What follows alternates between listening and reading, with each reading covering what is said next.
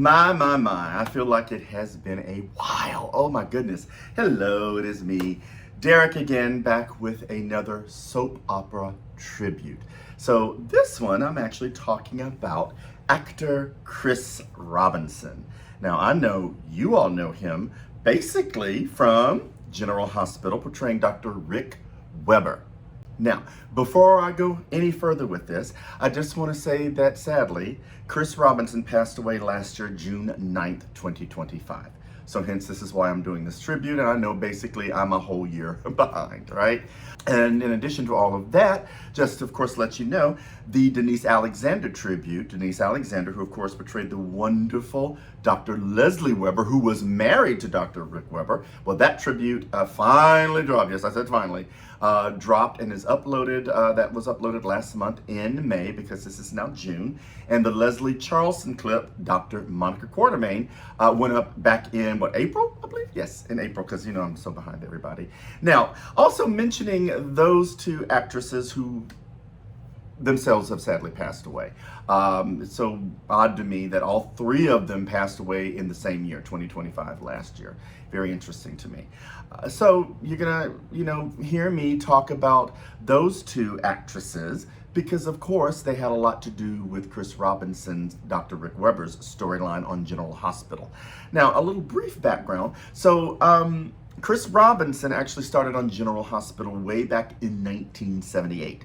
And he portrayed Dr. Rick Weber from 1978 until 1986. Then he left the show, and then he came back in 2002. And I have some clips from his return, girl, in 2002, and people still kind of like scratching their heads about that particular storyline. And that return of his actually precipitated yet another one of Jeannie Francis's departures. Girl, what's wrong with you, Jeannie? Jeannie, if you're seeing this, what's up? Anyway, always leaving the show, come back, but we love you, Laura. Make sure I get this right. He comes back again in 2013, but he comes back as a ghost. He and Alan and anyway.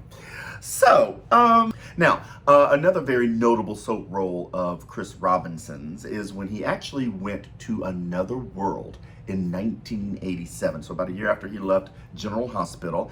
And guess what? He was actually reunited with longtime co-star and, of course, TV wife Denise Alexander, who at that time, she was portraying Mary McKinnon. And I did talk about that in my, briefly talked about that in my Denise Alexander clip. So let's see, make sure I get it right. Chris Robinson was on Another World from 1987 to 1989. So going all the way back to his start on General Hospital, he actually took over the role, again in 1978, from an actor by the name of Michael Gregory. And I believe Michael Gregory himself was on the show probably about 2 years, I think, before Chris Robinson came in and took over. Now, I have seen some of the comments about, the comparison between the two Dr. Ricks. It's that whole thing of an actor comes in and takes over from another actor. There are those people who prefer the original. There are those people who prefer the present one, I mean, can we say Dorian Lord, excuse me, as an example on One Life to Live? Not meaning to segue. Robin Strasser's still with us, by the way, because that's kind of what I'm talking about. I believe when she came in, she was taking over the role from, like, I want to say the third Dorian, the second or third Dorian. I want to say Nancy Pinkerton was first, then Claire Malice, but I still feel like I'm missing a Dorian. But to me, Robin Strasser's Dorian, okay? Because she's the one I have known and seen the longest. And can we also doubly say Erica Slezak? She was third Vicky, as some bitter actresses say. I'm just going to leave it at that, bitter actress. She was like Vicky number 3. And yeah, so she took that role. Can't believe that Jillian Spencer was the, it's still hard to believe that Jillian Spencer was the original Vicky Nikki. And then, what was the other one? Dorian something was her name? Or Joanne Dorian, I think, which is interesting. Last name Dorian. So Erica Slezak actually took the role, I shouldn't say away from her, but she basically replaced Joanne Dorian. I think that was her name. She didn't last very long in the role. Saying all that to say, so you know how replacements go. And again, I always go with the one whom I know, the only one that I know, the one I've seen the longest. And in this case, it's Chris Robinson. Chris Robinson was in the role the longest, okay? So to me, when I first started watching General Hospital back in 1981, he was already on the show, Chris Robinson, and he basically had already cemented the role. He had been on the show, what, since 1978 at that point. So what is that? 78, 79, 80, 81, bad at math, 3 years. So there you go. At that point, he'd already outlasted Michael Gregory. People have said that, oh, I prefer Michael Gregory, he was a better actor. I'm long-winded, I know, in doing my intro. But I'm just kind of just letting you know that, to me, Chris Robinson was Dr. Rick Weber. And of course, his most notable storylines involved not one, but two outstanding leading ladies. I have already mentioned their names: Leslie Charlson, aka Dr. Monica Quartermain, as well as, of course, his beloved TV wife, Denise Alexander, aka Dr. Leslie Weber. And so you've seen clips, I hope you have anyway, from my tributes to Leslie Charlson and Denise Alexander, where you do see Rick being Rick in both of those storylines. I've tried not to repeat what I've already shown, but so sue me, what can I say? If the clips are good, they're good. So you might see some of the same things if you've been following me so far, some of the same clips that involve Rick, because again, to me, his biggest storylines were with those two outstanding actresses. So yes, him being married to Leslie, but of course having an affair with Monica. And Monica, you know, the whole baby storyline, AJ and all that stuff. But anyway, and of course, his love of his wonderful stepchildren, you know, Laura, Jeannie Francis, and believe it or not, yes, John Stamos, Blackie Parrish, and Shel Kepler, who was Amy, and of course, Mike, I'm sorry, I forget, I don't remember his name, I'll have to probably put a banner, but little Mike, you know, who in my opinion kind of brought Leslie and Dr. Rick back together, but we'll see that later on in the clips. Now, my segue into this next part before I start showing clips, and I know I'm long-winded, but please bear with me. I'm going to start off by saying Chris Robinson had quite the career, okay? I'll see if I can maybe put some of that stuff, you know, on here. I don't have notes in front of me or anything, and I only kind of briefly glanced his IMDb. But one of his movies, one of the movies that he did way back early in his career, is a movie that really stands out to me because it caused and created such tremendous nightmares in me as a child for years. Yeah.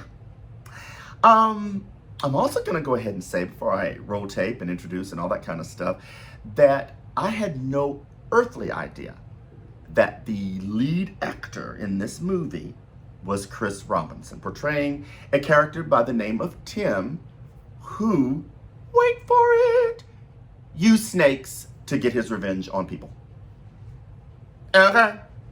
And yeah, Alex Rocco was actually in this movie, and believe it or not, Alex Rocco, no meaning to give spoiler alerts, was one of Tim, aka Chris Robinson's victims. But the real star of the show, because here's the name of the movie, Stanley, his pet rattlesnake. I should say Tim, Chris Robinson's character, Tim's pet rattlesnake. As a matter of fact, the Tim character had a lot of snakes, and ooh, I hate snakes.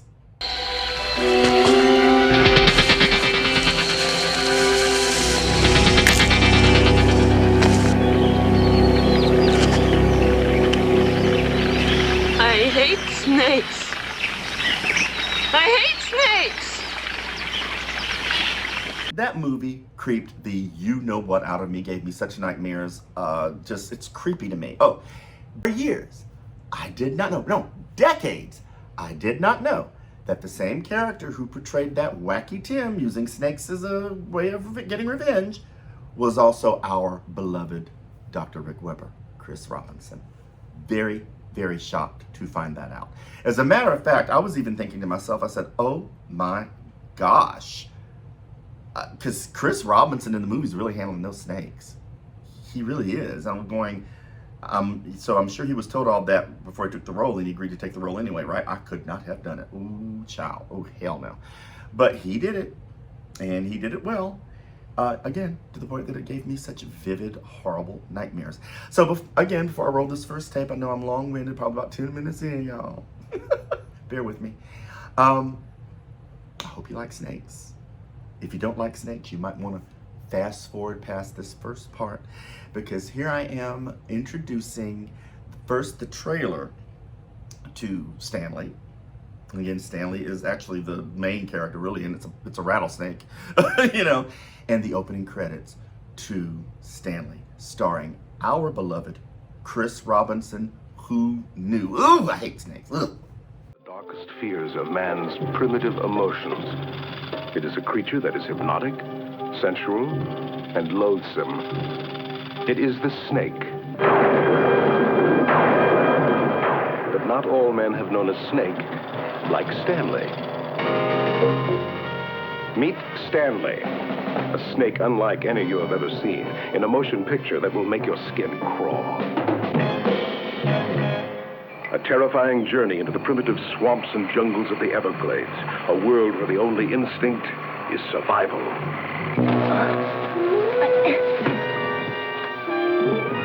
A world where the cold-blooded creatures walk on 2 legs. There's no accident. There's no accident. We shot your father. We killed him. All right, now you're gonna get what you gave me a few minutes ago. Stanley, the incredible story of a man and snake. They shared a bond of trust in a world of hate. I'm sorry, Stanley, but you're going to have to stay in the truck. People just don't understand friendly rattlesnakes. Stanley, starring Chris Robinson, a man who could no longer live among men.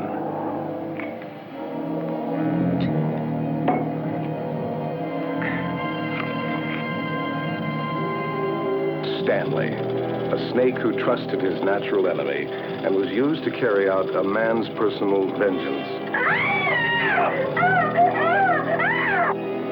Stanley, the incredible story of a man who killed to save the friends he loved and learned to love the art of killing.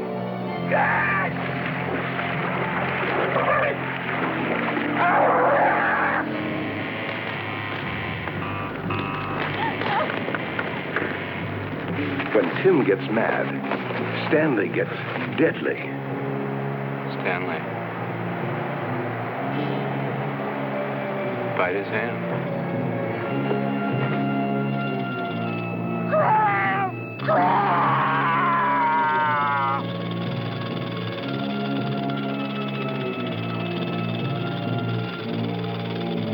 There has never been a motion picture like it.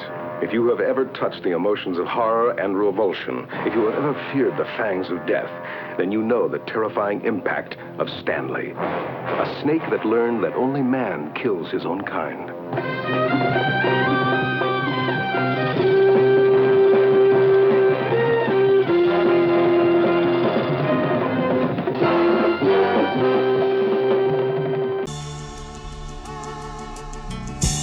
Looking at myself, seems like I'm changing, losing myself in the blues and greens. Somehow I feel so much at ease. My soul is free.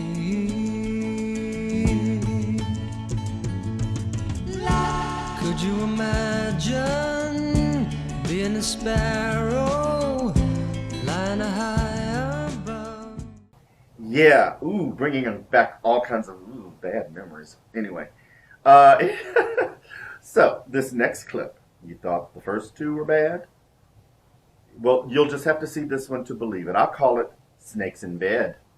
Enjoy. Is a little kindness too much to ask from people?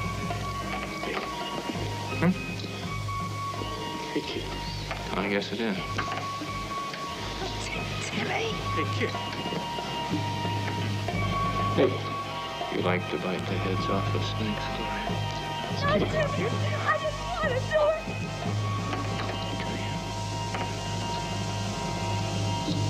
Try this. He made me do it.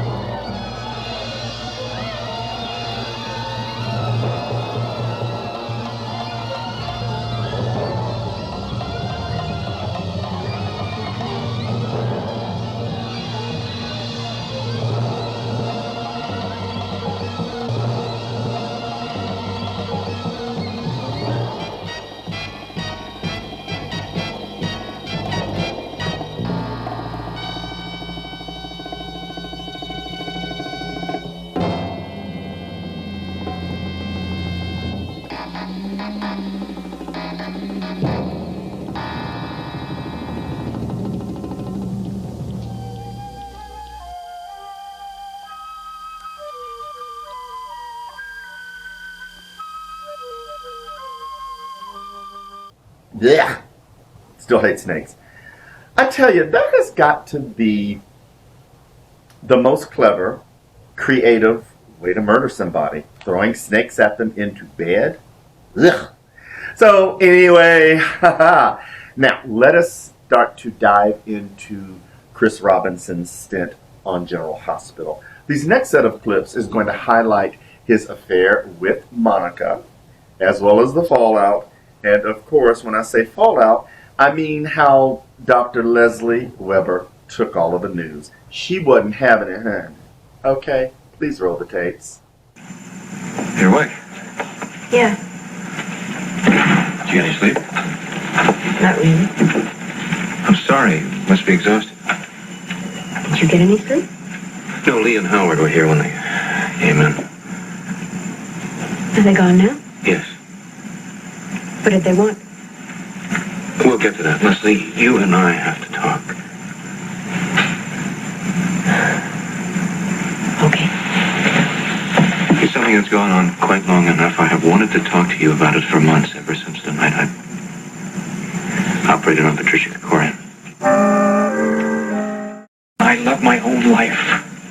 But you have to believe that, and just how strongly you believe it is the only chance I'll have to make up to you for not having been totally honest with you for one night of my life. What do you mean? The night of Laura's automobile accident. Ah, that night. Go on. I've wanted to tell you so many times. I've tried. You said I didn't have to. It wasn't necessary because you hadn't been like a wife to me. The night that you spent at the Charleston Hotel. That's right, after Krikorian's surgery. Well, I think on some level I have always known about that night. Leslie, you were in Lee's office when I gave my deposition. Now, all of the questions that were asked me, I answered the truth. Monica came. She came to give me an update on Krikorian's condition. That was the truth. Here's the rest of it. She spent the night. We made love.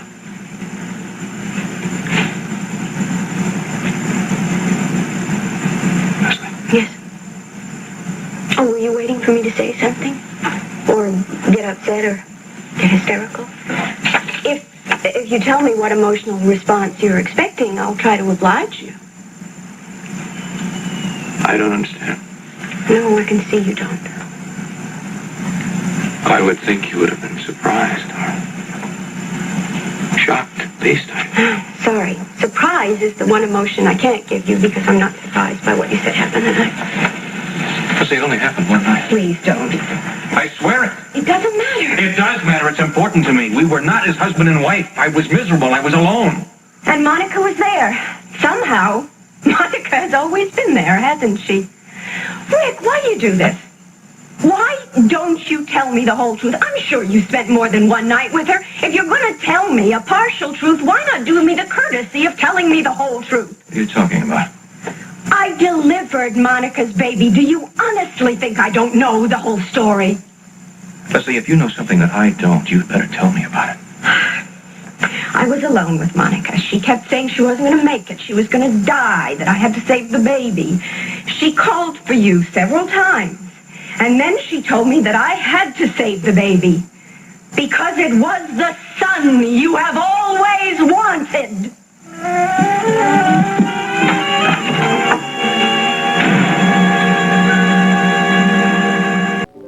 Look lovely. Thank you.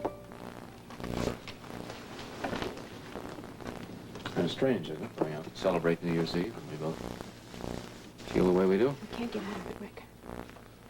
I've accepted that. Laura and Scotty will be there and some of their friends. So I understand. You know, we really are going to have to decide what we're going to tell them about this separation and when. I've already said something to Scotty. Without talking to me? I think he was entitled to know. It'll give him a couple of days to think about what he's going to say to her after she hears about it from you. Well, I certainly thank you for keeping him up to date on our marriage problems. Leslie, I think he was entitled to know. Yes, of course, he's going to have to know anyway. How much does Laura know? Nothing. One more night. If we get through this, we can get through anything. What are you going to tell her? I don't know. Probably just simply that we're separating because we have personal problems which are just too painful for me to discuss. So much for the absolute truth. I really don't need your sarcasm tonight. Leslie, I wanted to tell you the truth from the very beginning. Except that you couldn't because I was on 3 months probation. What are you talking? Isn't that what you and Monica discussed that night? How you were going to wait for a 3 months trial period before you left me for her? How do you think I feel knowing you discussed that with another woman? That I was on some kind of trial period without you even telling me about it. By the way, how did I perform? Gee, I must have been better in bed than I realized. Leslie, please, for crying out loud. You were unfaithful to me with a woman who was in your life since before I even met you. And I had to hear from her that she was having your child. How would you like me to feel after that? I feel hurt. And like I want to hurt back. But I can't. Because we have to be civilized. Why do we have to be so civilized? Because we're doctors and we work in the same hospital and we have the same circle of personal and professional friends and we have to go to Monica's house tonight. Wonderful Monica's house. And show everybody how everything is just lovely between us.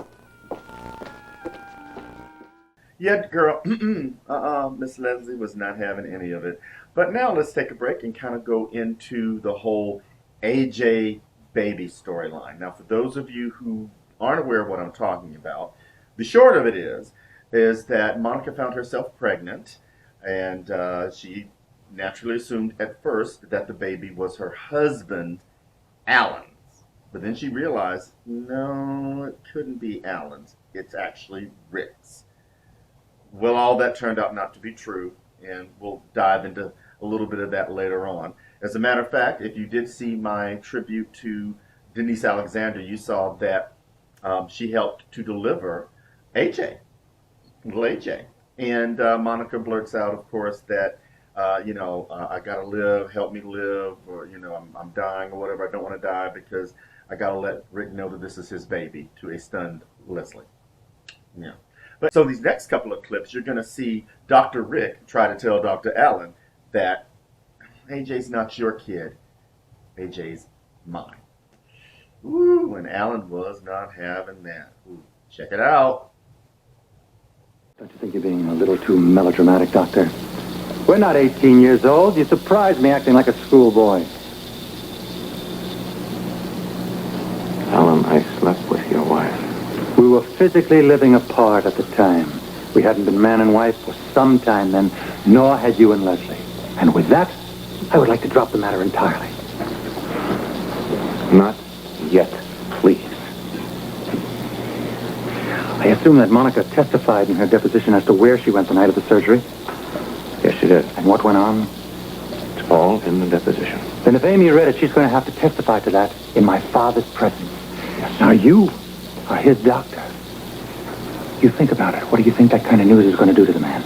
I've got to go there. I've got to get him out of the room. Alan, they will not start that deposition until you are there. Now, you're going to listen to everything I have to say if I have to physically stop you.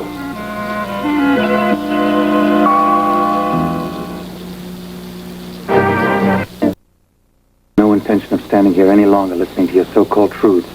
You're going to have to, Alan. You seem to be so confident they're not going to start that deposition without me. Yes. Unfortunately, I'm not. You must not forget about the power of my own sister. Alan, that is not important right now. To you, maybe. I've got to get there. How do you think you're going to stop these depositions? I don't know if I can. What I'm hoping for is that when I walk in there and Amy sees me, she's going to feel some kind of loyalty, some sort of gratitude for me befriending her when she came to Port Charles and her father died. You remember that, don't you, Rick? That's when you were too busy and Leslie was out of town. What kind of loyalty are you talking about? This is the last time I'm going to ask you. Get out of my way. Alan, the fact that I spent the night with Monica is just the beginning of what I'm trying to tell you. Are you inferring that you went on with the affair after you went back to Leslie and Monica came back to me? I will not believe that about my wife. Good day. We did not start the affair again. No, something much worse happened. Let go of me, Rick.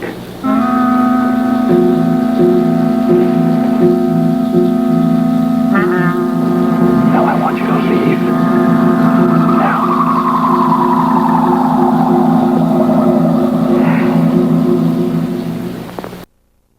In this house until you hear me out. That'll make it a lot easier on both of us if you will just accept that fact. I've heard all I intend to. Accept the important part. The truth. What do you expect from me, a blessing? You expect me to forgive you? I expect you to hate me. I don't. I pity you. I'm sorry, Alan. I will never let you take Monica away from me. My son needs her.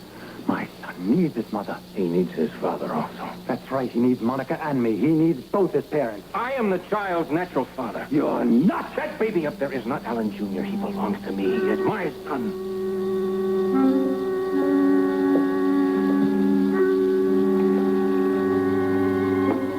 Monica. Right? It's right, Ellen. I'm sorry. Rick is the father of my son.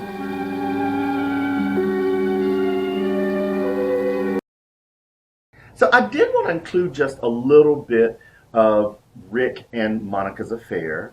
You've seen some of this, I understand that, but you know, this is Chris Robinson's turn, so I just kind of wanted to do it, you know, so you're more focusing on our wonderful Chris Robinson. And so you're going to see them at the beach, meaning Dr. Rick and Dr. Monica at the beach. And I decided that, yeah, I did want to include the whole Alan tried to kill them both. And of course, the roof is about to fall on your head. Have I told you today that I love you? Not in the last hour. I love you. I can't believe this day is finally here. I have wanted you so desperately. Monica, this is just the beginning for us. Just the beginning. Look in your eyes. I really believe that we're going to have our dreams someday. Alan is going to give us our son. Let's not talk about someday. Let's enjoy what we have right now.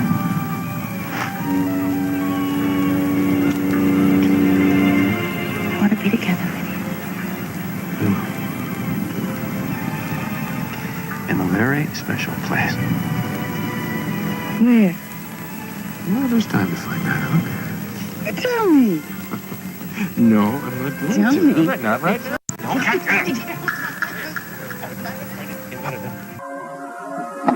Then we can go home at the end of a long day and have a candlelit dinner.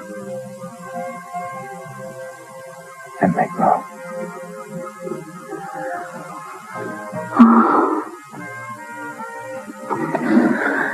You know, by the time you two open the clinic, I will file for divorce. Yeah. Could we live together? I didn't hear that question. Yes, you did. Yes, you did. Please, could we? No. You're so noble. Monica. And and right. Monica, neither one of us want to hurt Leslie or Alan any more than we have to. Once we have our divorces and they're final, then we can get married. You're just so old-fashioned. Is that it? Yeah, and I haven't really officially asked you to marry me, have I? No, as a matter of fact, you haven't. Don't. I wonder if I will. Well, I suggest you think about it, considering the fact that our son happens to be 6 months old. Well, that isn't very old-fashioned, is it? Not exactly. Monica. Will you marry me? Oh, yes. Oh, yes.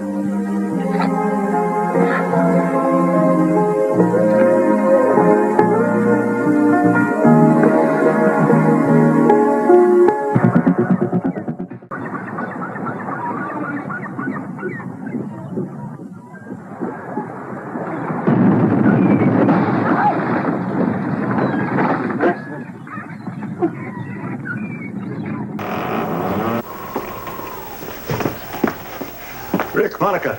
Hello. Oh, I thought you were never going to get up here. Neither did I. I think it's going to be quite a remarkable room. What's the surprise you had in store for me? That'll wait. Look, come on downstairs. We've got guests that are leaving, and the caterer wants to speak to you, Monica. You've been up here such a long time, everybody's asking about you. Well, we've been up here, Alan, because you asked us to wait up here for you. Yes, I know that, but come downstairs now with me, will you, please? Rick! Monica!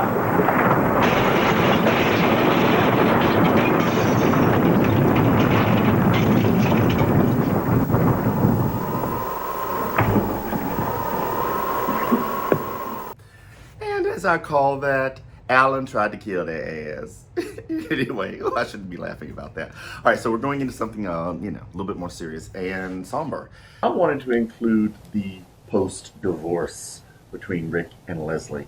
So what you're about to see is Leslie comes into the cafeteria at the hospital, and she sees Rick, and they tells him about, hey, we're divorced. To me, the clip is very, very sad, and it really just shows both of them, both of their acting abilities. And just watch. I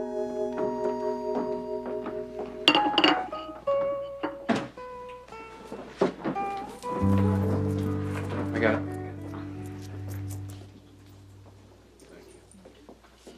I'm glad you came.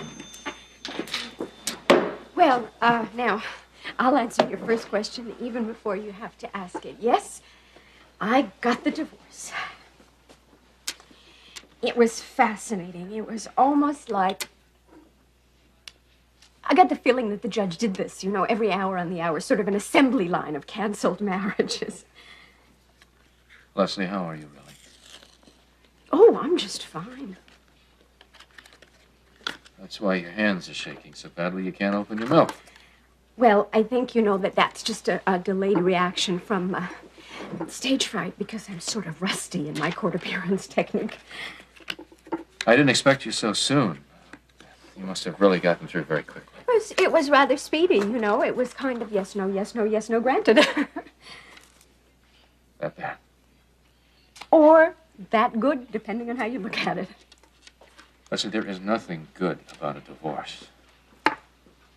Now he tells me. Don't do that, please.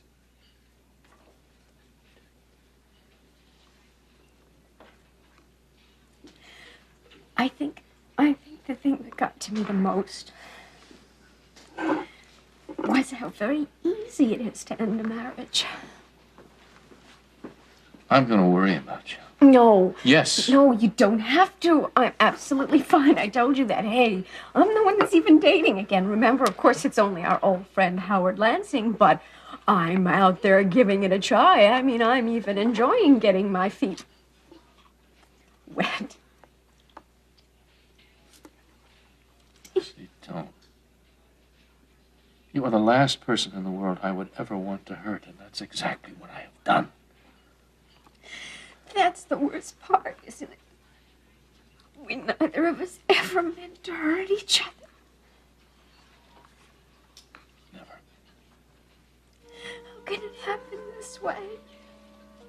How can you wind up hurting the person you care about the most?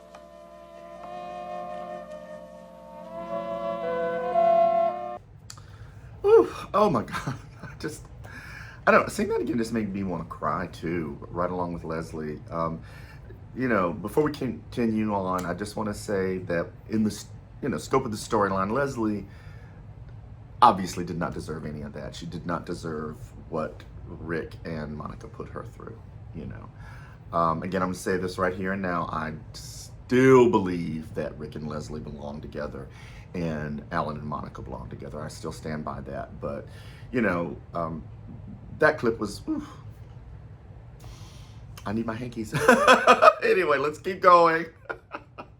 And so after about a year, maybe even a little over a year, I think, Rick and Leslie got back together. The sweetest reconciliation. This time we have little Mikey involved. And I almost want to say, and I would need to have to go back and rewatch all those clips again, I believe Mike was kind of instrumental in getting these two back together. Because the way Rick was approaching it, you know, he's like, well, you know, he has a father, meaning him, because I think Rick was the one who started the adoption proceedings with little Mikey. Now he needs a mother. Who could that mother possibly be? I think it's a sweet clip. Please check it out. What are you doing home at this hour? Well, I did something dumb when I left for school this morning. You? Something dumb? Possible. Well, I forgot something. Like your lunch? Yeah, gee, thanks. Rose, how did you know? Oh, I just walking. Oh, thanks a lot. Bye. Bye. What? Oh. Bye. Bye. Bye. You get to school. I will. You have a good day. You too, Rose. Here you go. Those hot clam chowder. Thanks. Now you holler if you need anything. Okay. Oh, I love him. I just love him. I love him too, but I'm a little concerned about him. Why? Leslie, you know why. He is too great a kid to spend the rest of his life upstairs in a one-room flat alone. He needs a real home. I know, and I agree. But just changing a kid's environment does not mean you're going to stop worrying about him. Look at Laura. There's something else about Laura I don't know? No. I'm not worrying about Laura at the moment. I'm a little concerned about Scotty. You think he may have been responsible for that vicious stunt on Thanksgiving? I think he could have done that, yeah. I'm concerned about Scotty, too, among other things. What other things? I'm responsible for Heather. Now she's in jail. I have to talk to Dr. Katz, find out what he thinks is the best course of action. Yeah, that's important. Excuse me? 2 hot apple pies. Let me get those out of the way. Fantastic. And if I don't mind saying so myself, they're pretty good. Oh, yeah. And I managed to save a piece for Mike. He deserves a treat after school. You know, he's quite a guy. Yeah, I know. We've just been talking about it. Yes, we were. Enjoy. Thank you. We were talking about this is the wrong place entirely for Mike to be living. Mm-hmm. Well, a minor correction. You were talking about that. But listen, I do understand. I just keep reminding myself that at least here, that kid is surrounded by people who love him, who care about him. Leslie, I love and I care for him, but I want to prove that. I've been trying to adopt him for I don't know how long. I know that. And I approve. What right do I have to even try? I live here alone. It's a one-room flat. He needs more than that. He needs a real family. He needs a neighborhood, security. A mother and a father would be nice. Now, I can't offer him any of those things. All right. Okay. If you feel that strongly about it, I don't know. If you want to do something about his environment. Well, the decision, if you want my approval, I mean, I'm giving it to you. the decision isn't entirely mine. Leslie? Yeah? Excuse me, it's the hospital. Oh, boy. I got a touch-and-go patient in ICU. Yes, Dr. Weber. Yes, sir. Yes. And so finally, at long last, we get Rick's marriage proposal or remarriage proposal to Leslie. Finally. Which, of course, culminates into them getting remarried. Oh, bring out the hankies, y'all. Check it out. He said it is important. Yes, sir. Anything you say, sir. Great, thank you. Yeah, bye. Oh, hey, I've been looking for you. Where? I'm waiting for you. What'd I do? You didn't do anything, but you are about to do something with me right now. Can you go? Say yes. Yes. Yes. Okay, good. Bye, Rose. Bye.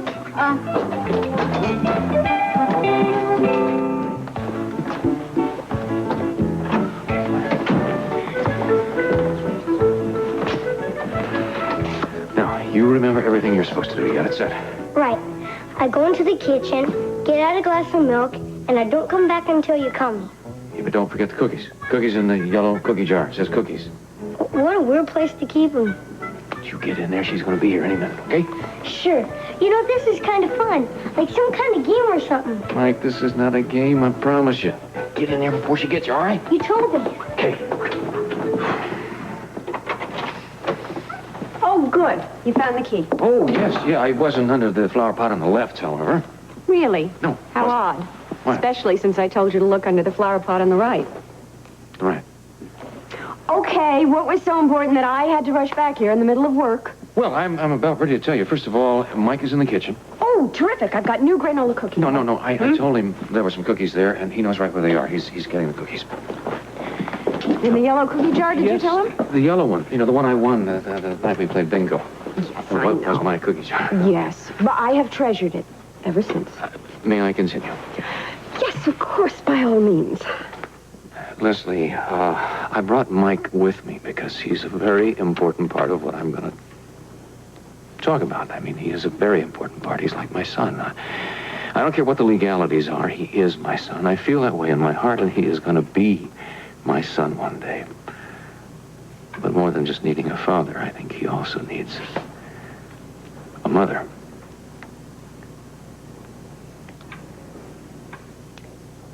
Rick. I'll do better myself if I just keep going, okay? Yes, he go needs right a ahead. mother and a father. He needs a home. He needs the right kind of neighborhood. He needs this home. Our home, Leslie. Do you understand what I'm saying? He needs a mother and a father. He needs you and he needs me. Now, I've made a lot of mistakes. A lot of mistakes. I hope I've learned from them. And I know I'm going to not make them again. Is that it? No, the most important part is just you and me. As I've learned just how much I love you. And I always will. Leslie, I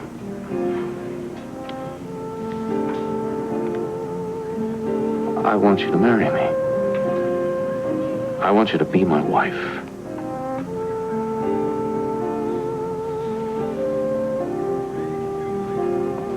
Now, Dr. Rick? Mike, I was going to call you. I told you I'd let you know. I know, but I was listening, and this seemed a pretty good time, was it? Yeah, I guess it's a perfect time. Leslie, we both need you. But I need you. I love you. I love you more than you will ever possibly know. And I want you for my wife. Will you marry me? Dr. Leslie? Leslie, I'm waiting. What took you so long?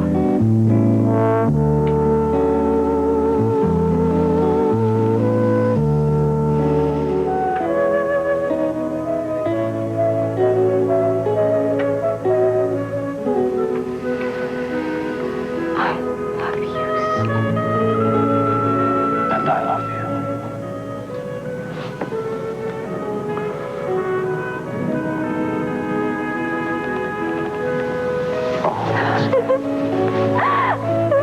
Oh, boy, isn't this just great? Now I'm going to have a real mother and father.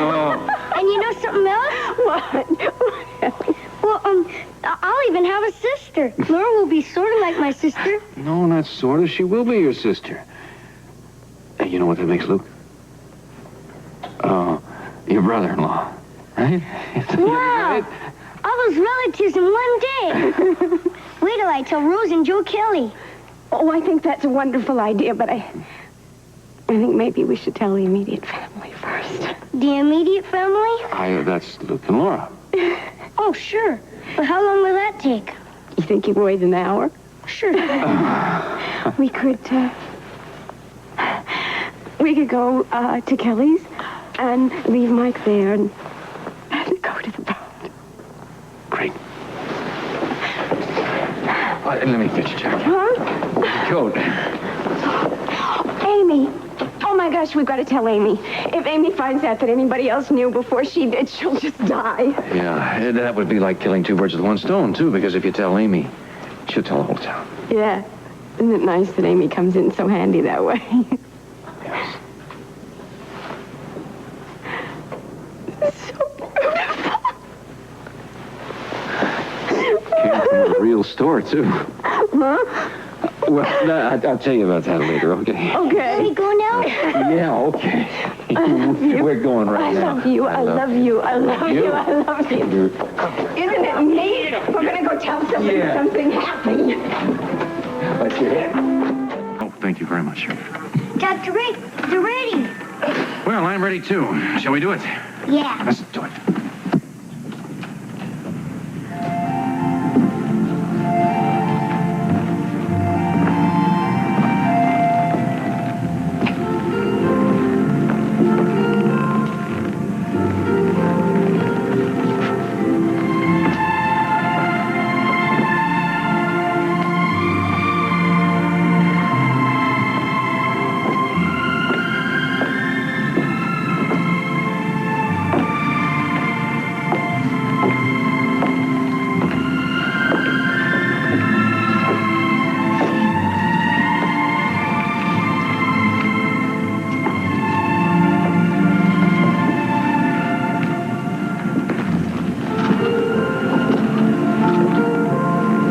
Friends, Leslie, Rick, I know I need not remind you of the meaning of marriage, for you have discovered it for yourselves.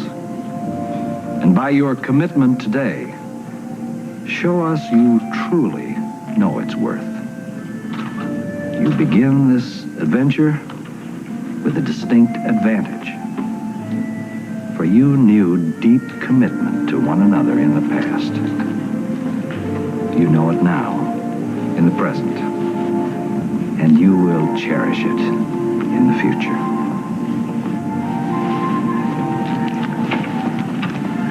Will you, Richard Weber, take this woman, Leslie Weber, to be your lawful wedded wife? I will. And will you, Leslie Weber, take this man, Richard Weber, to be your lawful wedded husband? Well. The ring, please.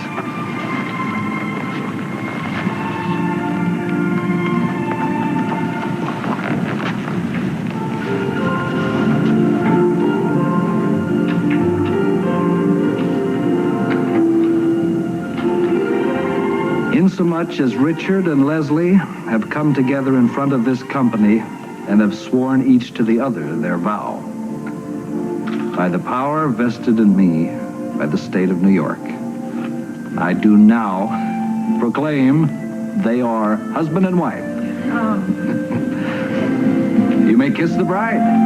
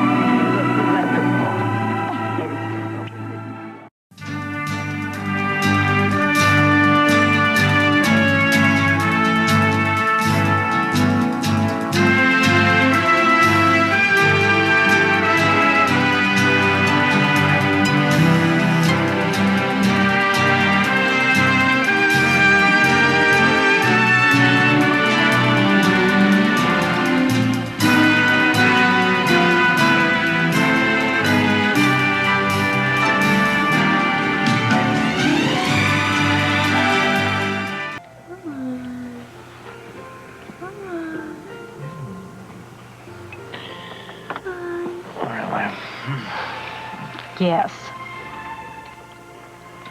I'm in bed with my wife.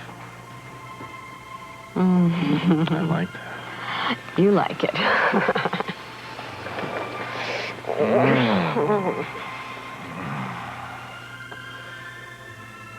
Can't believe it's already morning. It's not. Huh? It's light. It's daylight. Yes, well, that's something you'll find usually happens by 3 o'clock in the afternoon. Is there some reason I shouldn't be panic-stricken? Oh, no, because we have the whole day just to be alone together, just us, no hospital, no problems, no patients, just not a care in the world. Open house at the clinic, and a few friends and relatives. Where is your Christmas spirit? I got too much honeymoon spirit. That's where my Christmas. I know what you mean. Different. She would have been a very different person. If it's going to happen, the best time is now, where she's got more to think about than just what she wants. You're right. I think she'll think a lot more clearly now. Mm-hmm. I also hope that if she does do it, boy, that she's not sorry. Sometimes things can seem so attractive to you, so appealing, so desirable, until you get them, and then watch out. What about me? What about you, what? Was the chase better than the find, the catch, what you You got after all the work? Ding-dong. I have never been happier in my whole life, and you know it. Yeah. I'm not saying that the chase wasn't nice. Actually, the chase was terrific. I kind of liked the chase. But having you here like this is what makes it perfect. And I want to tell you something. Now, this is serious. Hold it a second, Charlie. I want to warn you. I am never, ever going to let go. Not this time, pal.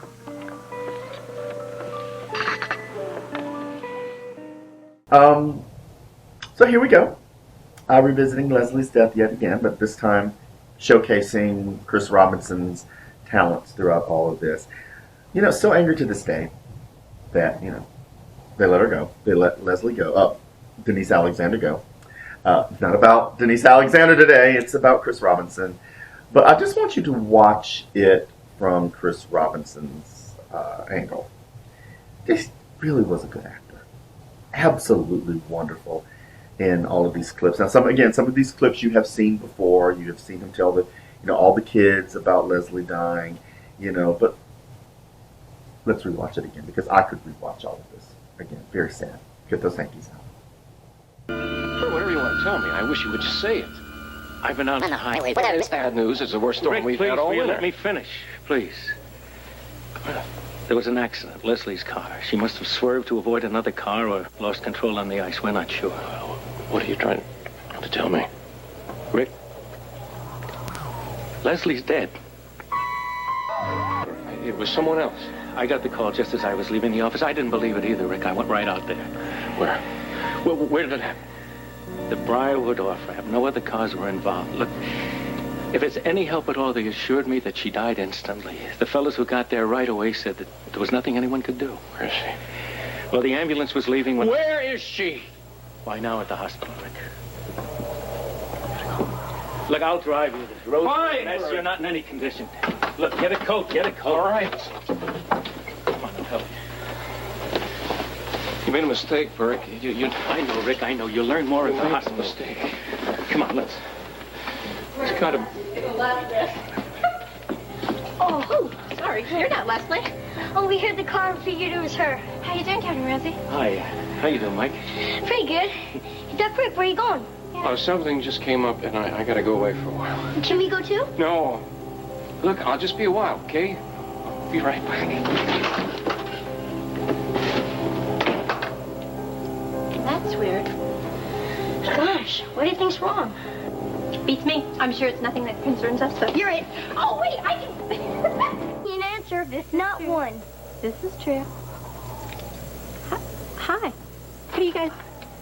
Excuse me. What's wrong?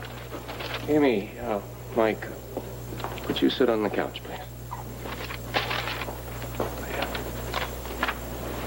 I want to talk to you about something.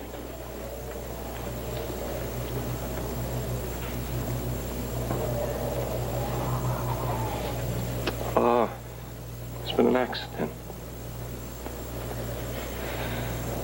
Leslie, I don't know how to... Oh, no! I'll go.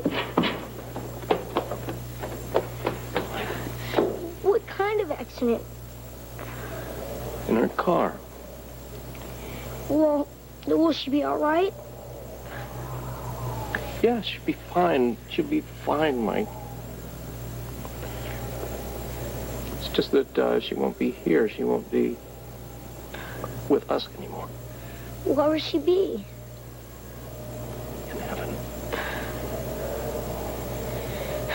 You mean like Peggy and Grandma? Yeah, like Packy and Grandma. She died. Yes, Mike. Leslie died. Our mom, Leslie's gone. I don't understand. You don't need to.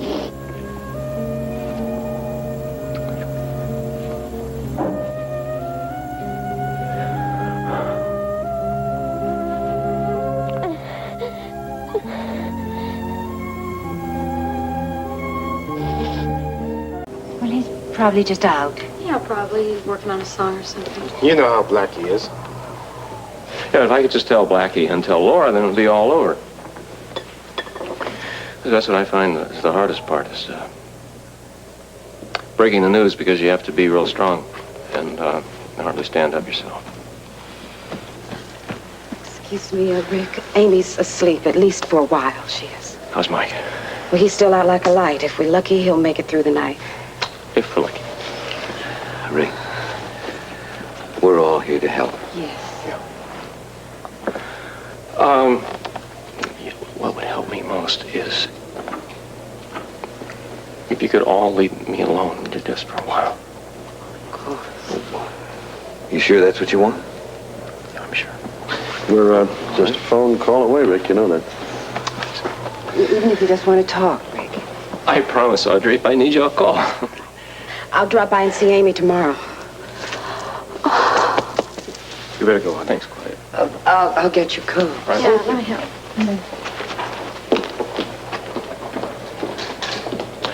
Well, I want you all to drive. Drive carefully. We will. Don't you worry. Rick, are you sure you're all right? I'm fine. Just give me a couple days and I'll be okay. Now, you just take as much time off as you want. There's no sense in rushing back to work when you're not up to it. A couple days. That's all I need, and I'll make the arrangements, and I'll be okay. I understand. Excuse me. Take care of yourself. Thanks for coming, Lee. Thank you all very much. Rick, I'll come by in the morning with some food. If you need anything before then, please call.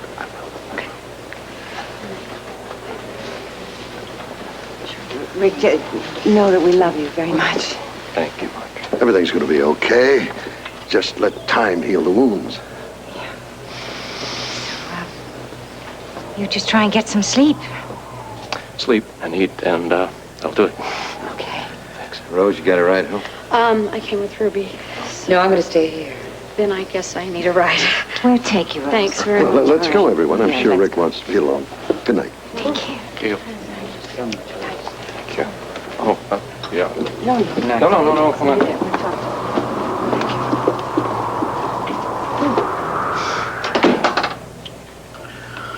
They meant well. Oh, I loved every one of them being here. It's just getting to me. Would you like me to go? No. I know that I'm going to need help with the kids and around the house. I was just going to ask you if you'd stay. No problem. I'll take a leave of absence from the hospital. I'll stay here and take care of the kids as long as you need me. I appreciate that. I love those kids like I love Leslie. And that's a lot.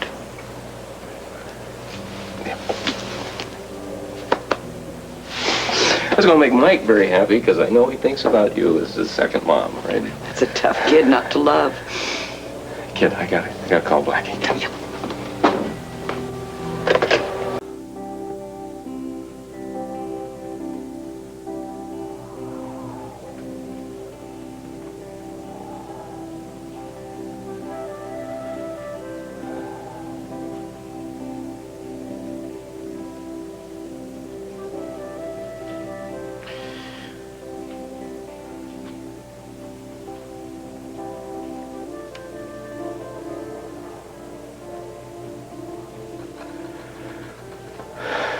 Leslie.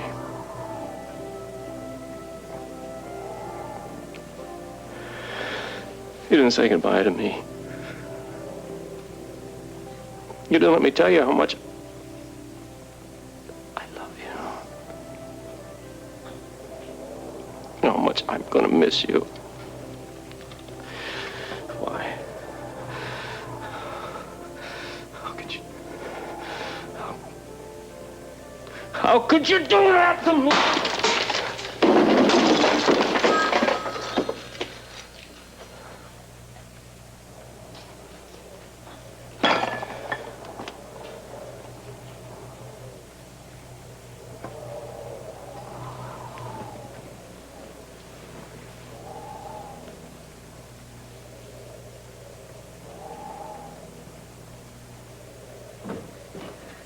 Rick, what happened? I'm sorry, Mike. I'm sorry. That was her favorite vase. I know. I'm sorry. I'm sorry. Doc Rick. I loved her so much. So did I, Mike. So did I. Stop the refrigerator. What's happening? Better be good news, because I'm in a good mood, boys. What's the matter? Mama says he's dead. What? Blackie, it was an automobile accident. It happened very suddenly, and from what they tell me, there was no pain. Oh. I'm sorry. I'm sorry.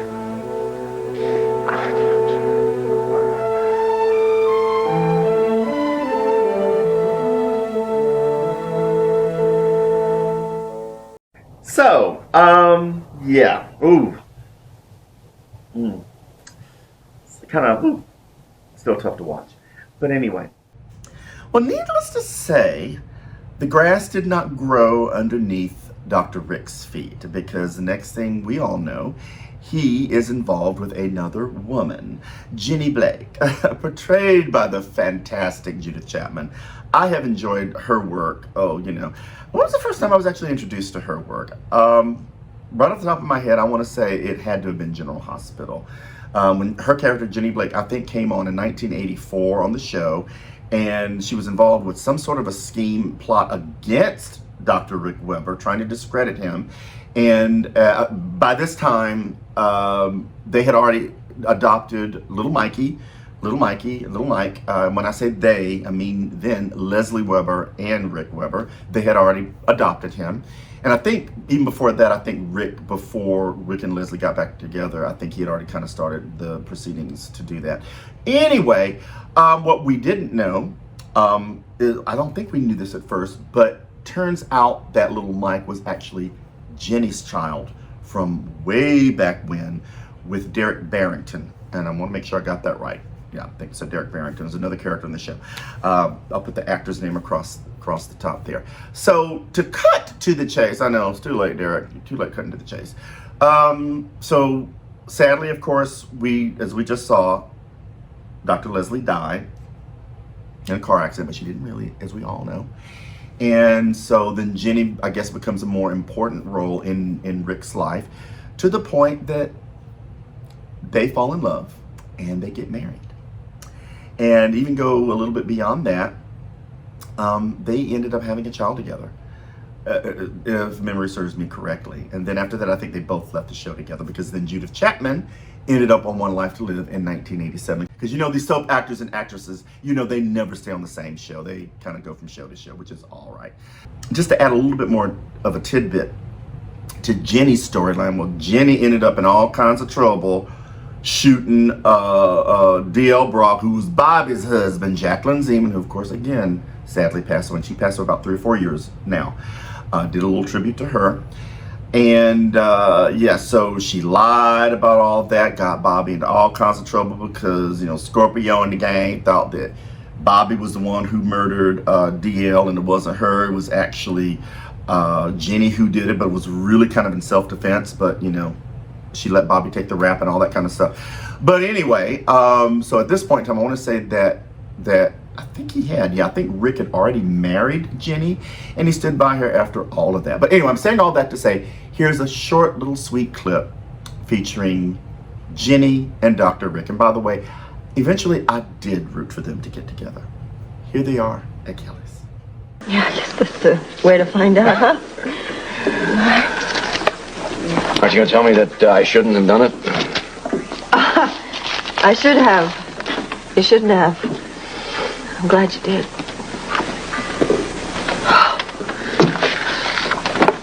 Oh. Not going to say anything specific? I think I'd cry. That means you like it. It's wonderful. It's the most wonderful thing I've ever gotten. A token of my love. Nobody's ever given me anything like this before. Come on, I'm sure men have given you presents before. Not out of love. Well, this one is out of love.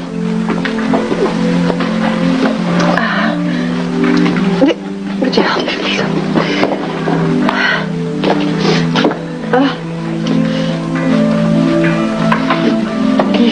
Well, yes, if you don't get so nervous that you make me nervous, I can get Perfect. I am ready to take it off.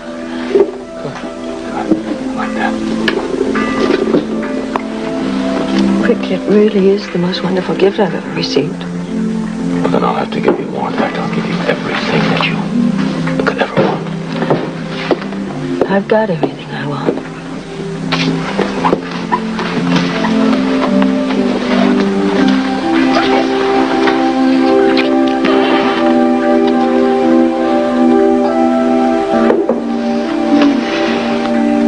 Jenny. Yes? I didn't think I could ever feel this way. About someone again, I didn't. It's a first for me. Come on, now you've been in love at least once and Well, maybe I thought I was, but it isn't until the real thing comes along. Did you realize that? It wasn't love.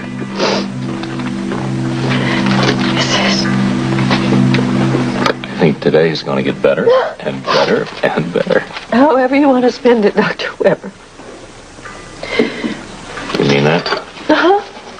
Tell me some of your bright, brilliant, wonderful ideas.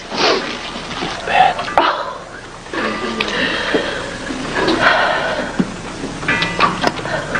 How can I be so happy now? Jenny. Nothing. So, yes. Oh my goodness. After about, what, 14, maybe 15 years? What, 86, 96, that's what, 10 years, 96, 97, 98, 99, 2001, 2, oh, 16 years. So, y'all, after about, gosh, what, 15, 16 years? You know, my math ain't so good. So yeah, so Jenny and Rick, I think, rode off into the sunset in 1986. He comes back in 2002, and without Jenny, I think they get divorced, I think. Correct me if I'm wrong, I'll do some research. But he comes back in 2002 for yet another Luke and Laura wedding, y'all. But this return is very controversial because, if you already know what I'm about to say here, is it sort of, well, let me back up a little bit. Chris Robinson's return to the show in 2002 really was supposed to serve as a vehicle for yet another one of Jeannie Francis's exits. Girl, really? But thank God she's back now as the mayor. And, but the way he returned was just shrouded in weirdness and darkness. Yeah. So we're going to start this one off, actually, I'm going to start this off. I was going to do the next clip with him and Leslie. So I'm going to do that. I'm running off of my mouth. So let's start with a clip with him and Leslie. So this next clip you're going to see is Rick's return. I'm going to call it Rick's return into darkness. You know, ooh, interesting storyline. We'll talk more about that as we go along. And who does he see? He sees Leslie after all of these years. Now, Now, you have seen this clip on the Denise Alexander tribute, so you're going to see it again. So roll the tape. Rick. Have I missed the wedding? No, you're about a month or so early. Don't ask me to wait out in the car, please. No, this is great. This is great. I've been trying to figure out a way to talk to you without everybody else being around, so perfect timing. Go in, please. Thank you. Well,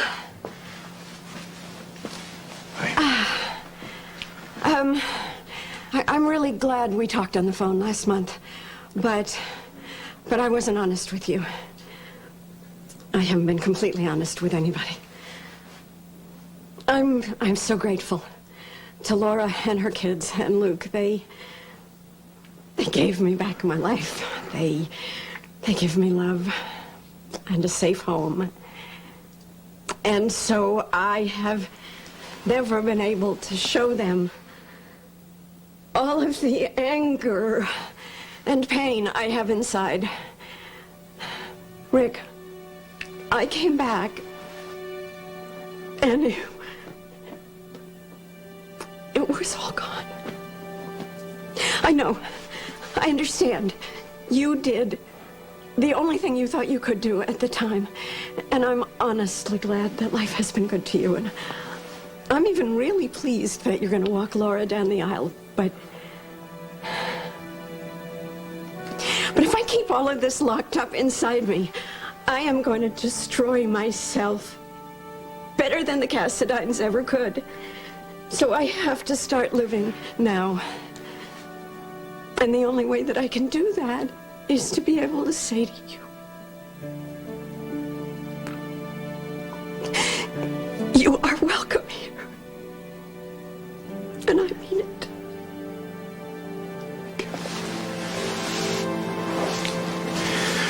Thank you, Leslie. Thank you.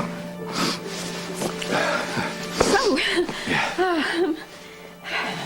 did you ever imagine that someday we'd be here in Laura's house preparing for another wedding? Well, she did keep us on our toes, didn't she? You were a great stepdad for my little girl.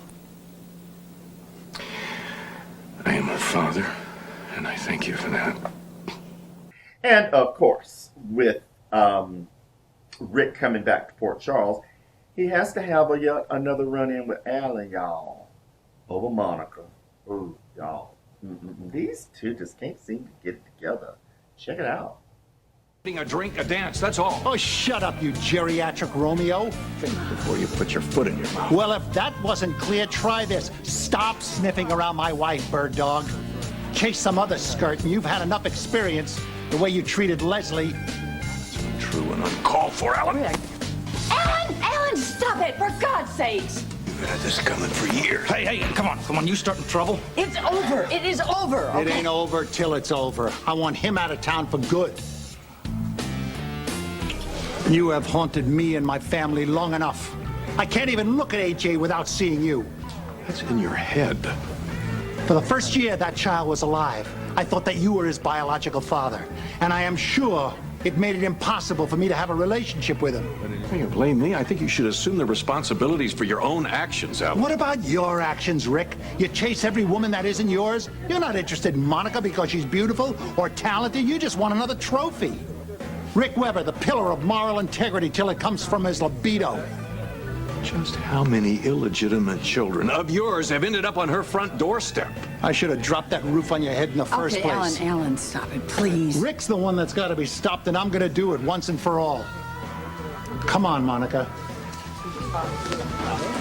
All things considered, Rick, I think it's time for you to go.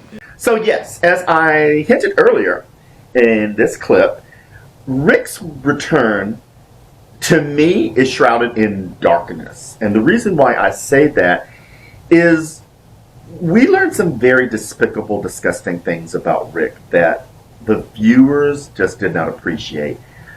I didn't really appreciate it. I remember watching this back in 2002 in real time. And I have to say, or can we just say character assassination? Now, we all know that Rick had his affair with Monica.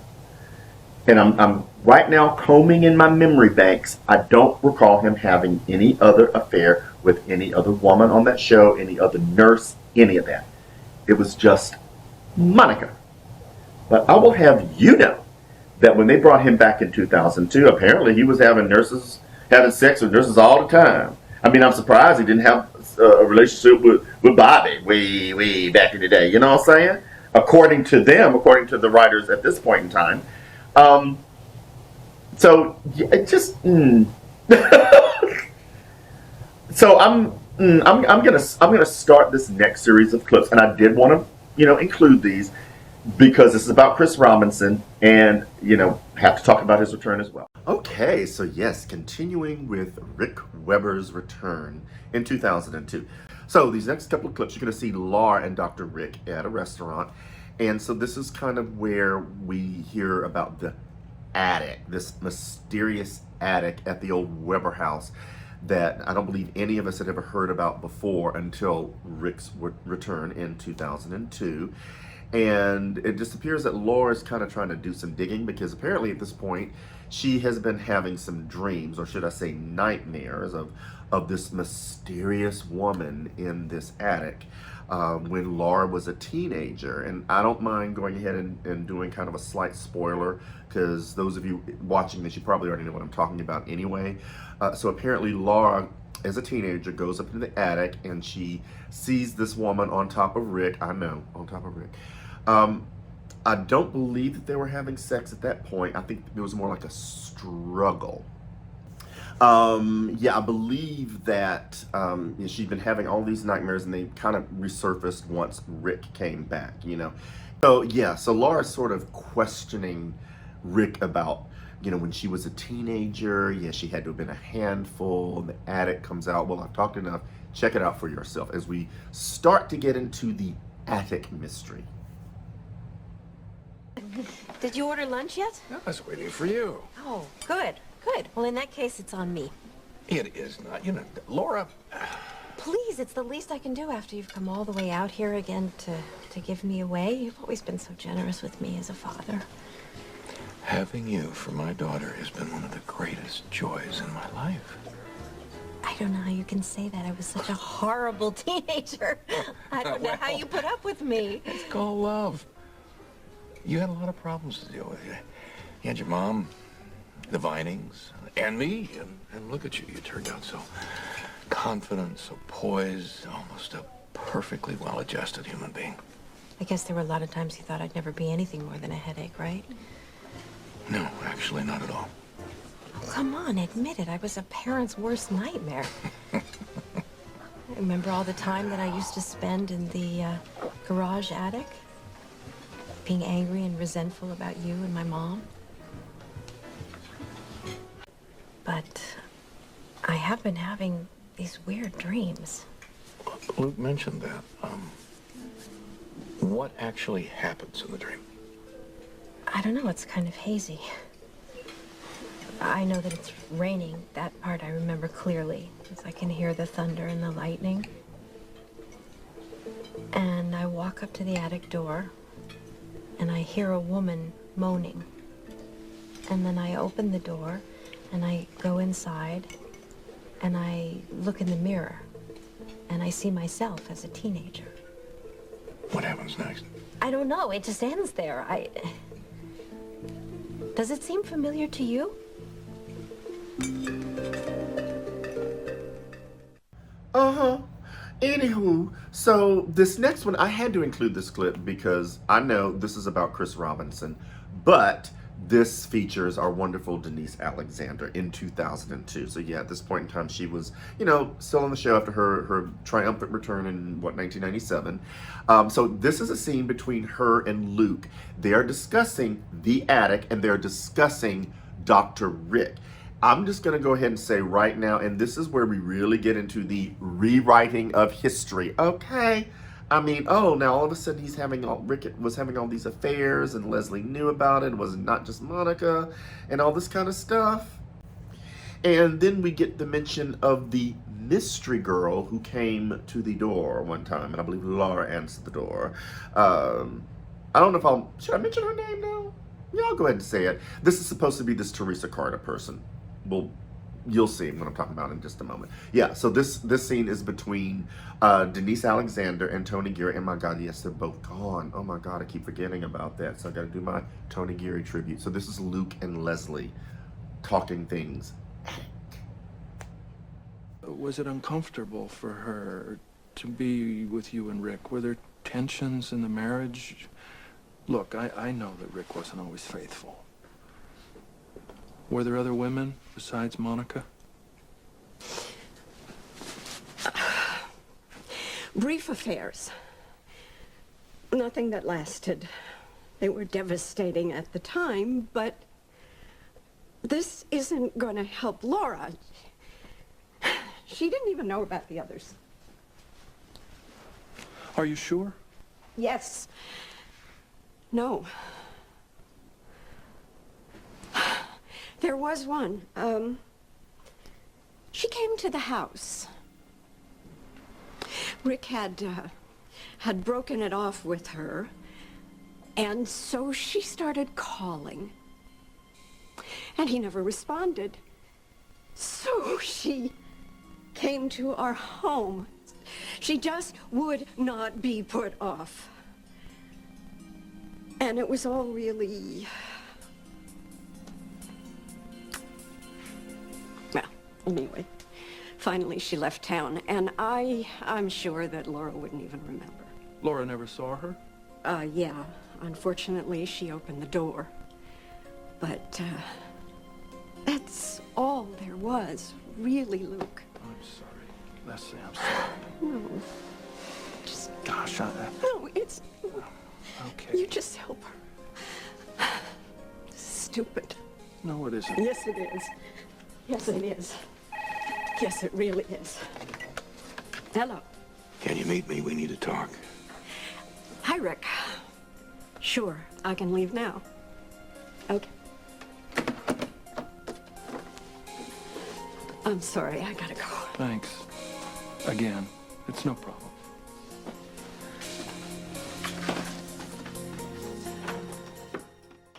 So yes, this next clip is actually basically Laura confronting Rick at the hospital, because apparently she's had more memories and she knows that this, woman, she didn't know her name yet, Teresa Carter, that was having an affair with Rick apparently, and she was bold enough to come to the house and do this, and so she is confronting Rick because she's like, I now know what was going on.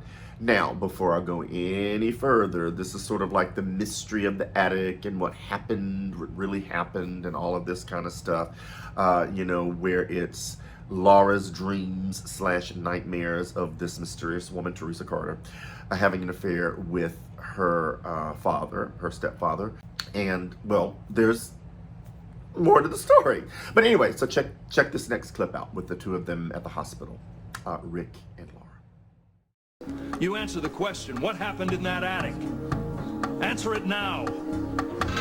I know everything, Rick. It's all come back to me. What exactly has come back? Her.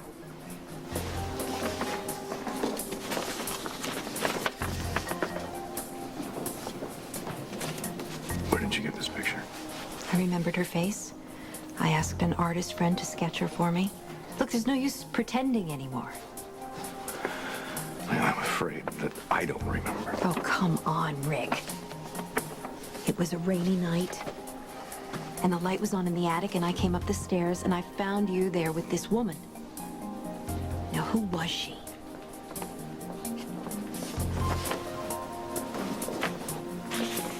Someone that I had a relationship with.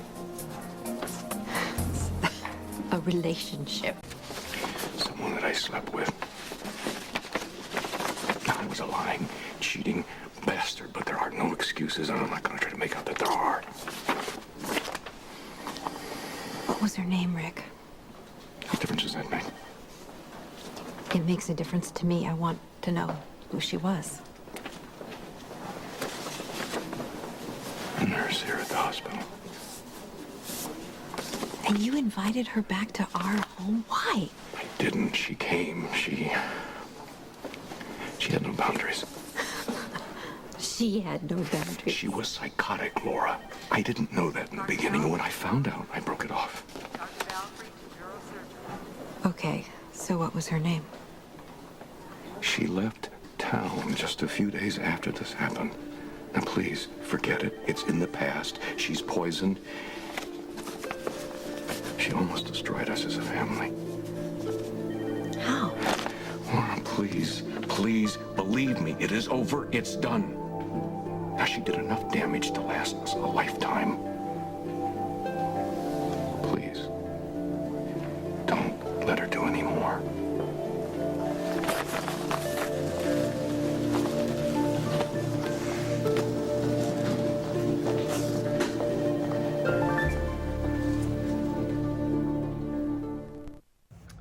Okay, yeah, this Teresa Carter person. So Luke and Laura apparently tracks her down, and this clip does not feature Dr. Rick at all.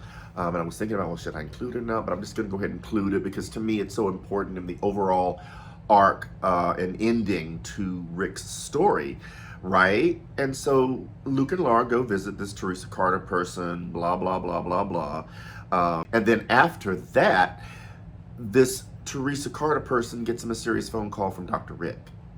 And we find out that that isn't Teresa Carter at all. Just watch the whole thing.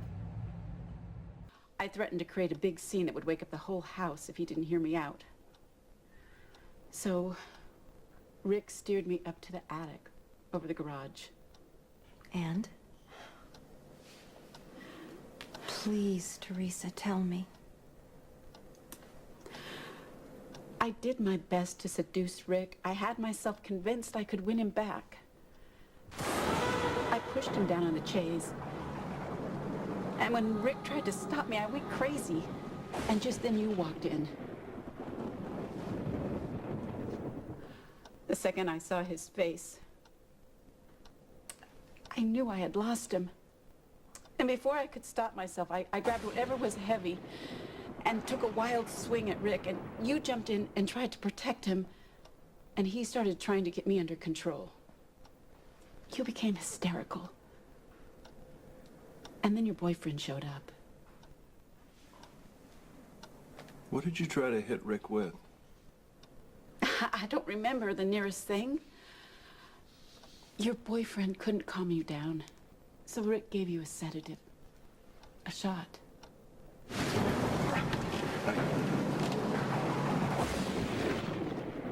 And you were still in the room when Rick gave Laura the shot. I was pretty hysterical myself. Then Rick grabbed my arm and virtually dragged me down the stairs. Was that the last time you saw Laura? After you left the attic and went down the stairs? Yes.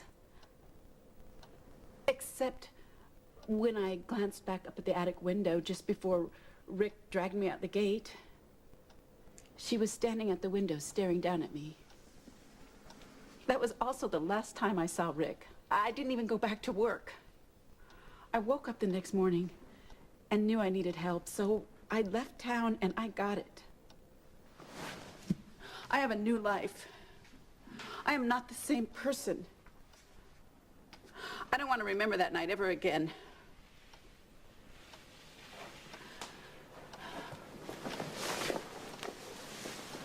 Thank you very much, Teresa. I realize that that was very difficult for you. Evidently, you gave a brilliant acting performance. I'm glad you're pleased. So when do I get paid? I'll wire the money tonight. So we're getting to the denouement of the whole Rick Return story in 2002. And this is what I call the final showdown between Rick and Laura. And needless to say, you know, turning out that, well, Laura was a murderess again. I mean, she killed David Hamilton, and wasn't there some dude that she shot and killed, you know, trying to protect Luke, which that's self-defense, you know. But apparently before even all of that, she killed this Teresa Carter person. She remembers, then, you know. let me stop giving too many spoilers and just check it out for yourself. Okay. What are you doing here in the attic again? I couldn't sleep. Sweetheart, you have to let this go. Your wedding is tomorrow. And if you keep bringing up these bad memories that are in this attic, it's not good for anyone. You killed her. You killed Teresa. No. Yes, you did. You hit her with the camera, and she died. It's not what happened.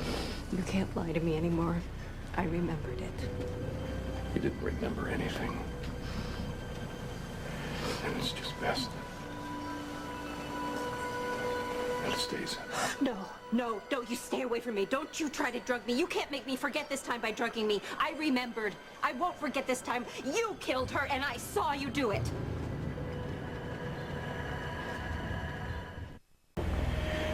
She was killed.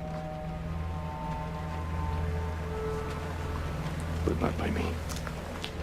You killed Teresa, and then you got that other woman to lie to me about it, and you have been lying about it all these years. It's over now. I know the truth. I know that you did it. You don't know. I won't let you hurt me again. I have never tried to hurt you, Laura. Laura, honey. Stop it! Stop it! No! Please, no. No! Laura! No! No!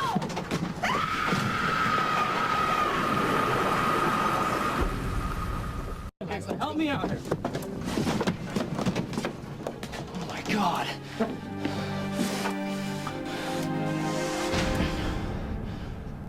What the hell's going on? Oh, yeah. What the? Oh my God. Blood. Oh, he's dead. Looks like he was. No, don't touch it. Put it down. Why? Put it down. Right. I can't. Hey, what are you doing? I'm calling the police. No. Wait, Nicholas. We need to think this thing through, okay? What do you mean think this through? Rick Weber is dead. Luke and Mom are Okay, start talking. Tell me what the hell's going on. You think Luke did this, don't you? Either that or Scott couldn't trust Rick anymore, and he ended up getting rid of Rick. Okay, we can cover this up. Come on, get the blanket, get something. All right. No, that doesn't look. Grab that rug. Grab the rug. We can't let him find us, man. Oh, come on. Cover the head, everything. Come on.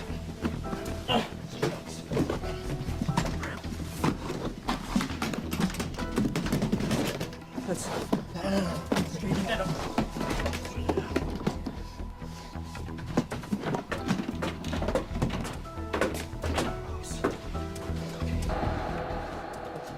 I don't know what it is with this story, with Lucky and with Nicholas, discovering Rick's dead body.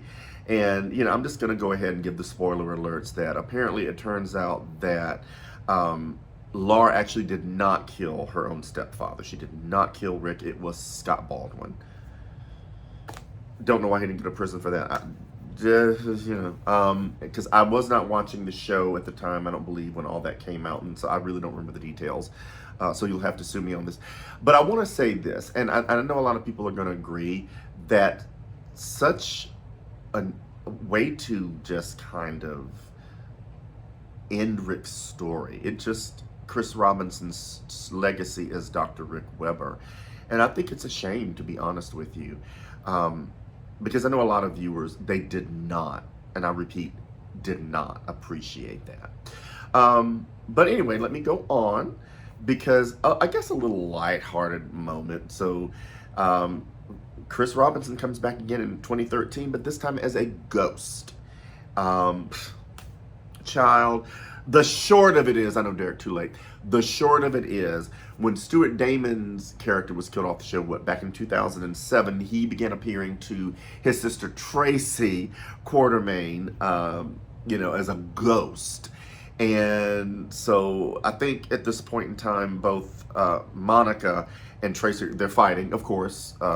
And so they get a ghostly visit from not only Alan, but also Rick, and also, what was the little girl? Emily. Emily, who was also killed off the show. So I want to say right here and now, talk about killing off characters that are Q. You know I'm going to talk about that too in another soap talk thing. Yeah, I'm going to talk about that. So yeah, so sort of to wrap things up, Rick comes back as a ghost. So check it out. Ned, really? Even after you slept with him?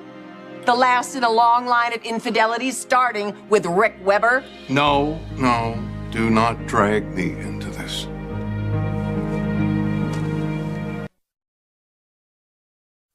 Rick? Oh, should I get you to a room? I can't believe it's really you. Are you just gonna stand there and watch them fawn all over each other? Tracy, I am already dead. There's not really very much more that Alan could do to me, is there? He was never really successful at murder, was he? Please, like you should talk. You seduced my married mom during a quarantine at the hospital. People were dying and you hop in the sack. Ellen, you told her that? There's a lot of downtime up there, Mom. Loath though I am to say it, Emily is right. You are not nearly as squeaky clean as you pretended to be. Hello, mistress in the attic? Not that I have any use for Laura whatsoever, but that stunt you and Scott Baldwin pulled kept her catatonic for almost 10 years. That is not what happened. Not at all. And I didn't come here to rehash the past. I came here to bury the hatchet. Alan, we have been lousy to each other for years. In our present state, it doesn't make any sense, does it? Why don't we let bygones be bygones? Alan. Bygones. Tracy? Mom? If Rick and Dad can finally make peace, then don't you think the two of you can? Come on, Mom. Dad came all the way from the afterlife to get you and Tracy to a civil place. This is really what you want? It is. Okay. Tracy, you can stay. Su casa es mi casa? Don't push it. Thank you, Monica. Your turn, Tracy. Truce. Truce. Satisfied? I don't know, Dad. I think they should seal it with a hug. What do you think? Oh, absolutely. It really was a long trip, and a hug would just make it all worth it. You want me to hug her? Yes. It would take a bigger miracle than just this visit. Monica, it's a little measly hug. All right, you could spend the rest of your waking days being haunted by the likes of us. Next time we won't be so nice. This is nice? So I need to get to the hospital to see Nicholas, so... Come on, Monica, our daughter's waiting. Okay, come on, let's get it over with.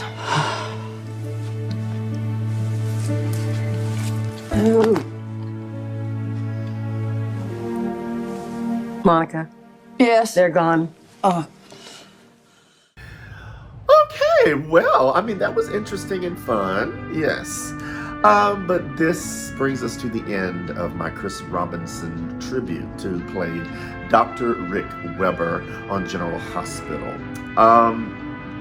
You know, despite the character assassination, I'm always going to love Rick, just because. I just am. And what Chris Robinson brought to that role. And I'm going to forgive him for scaring me to death back in 1972 with that horrible movie Stanley. I really should sit down and rewatch Stanley again. But anyway, I hope you have enjoyed this tribute to Chris Robinson. I mean, I did enjoy him as Rick, and just all those fond memories from way back in the day, in the 80s. So next up will be my tribute to Tony Kieran. So please stay tuned for that one. Woo. Till then, ta-ta for now.